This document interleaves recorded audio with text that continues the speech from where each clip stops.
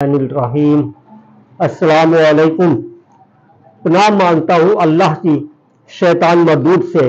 شروع کرتا ہوں میں اللہ کے نام سے جو بڑا مہربان اور نہایت رحم والا ہے۔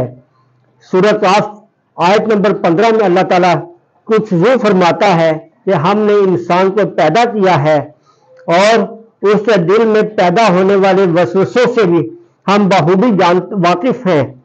ہم اسی سیارت سے بھی زیادہ قریب ہیں اور دو کاتب اس کے دائیں اور بائیں بیٹھے ہر چیز لکھ رہے ہیں۔ لفظ اس کے زبان سے نہیں نکلتا جسے محفوظ کرنے کے لیے ایک حاضر باش نگران موجود ہے۔ پھر دیکھو وہ موت کی جان کنی سے ہاتھ لے کر ان کے پاس آن پہنچی، یہ وہی چیز ہے جس سے وہ دور بھاگتے تھے۔ پھر سورہ قاف آیت نمبر 21 میں اللہ تعالیٰ یوں ارشاد فرماتا ہے کہ ایک دوسرے کا مذاق مت اڑاؤ، آپس میں تانا مت دو اور نہ ایک دوسرے کو برے القاب سے پکارو۔ یاد رکھو ایمان لانے کے بعد فسق میں نام پکارنا بہت بری بات ہے، اور روز قیامت ہر شخص اس حال میں آئے گا کہ اس کے ساتھ ایک ہان کر لانے والا ہوگا اور ایک گواہی دینے والا۔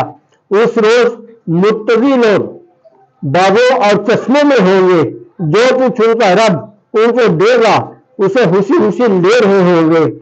وہ اس دن کے آنے سے پہلے نیکوکار تھے، راتوں کو کم ہی سوتے تھے، پھر راتوں کو پچھلے پیر اٹھ کر معافی مانگتے تھے، اور ان کے مالوں میں حق تھا سائل اور محروم کے لیے۔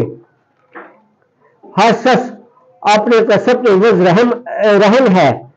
اللہ تعالیٰ سے دعا ہے کہ ان احکامات پر عمل کرنے کی توفیق عطا فرمائے اور نماز پنجگانہ ادا کرنے کی توفیق عطا فرمائے۔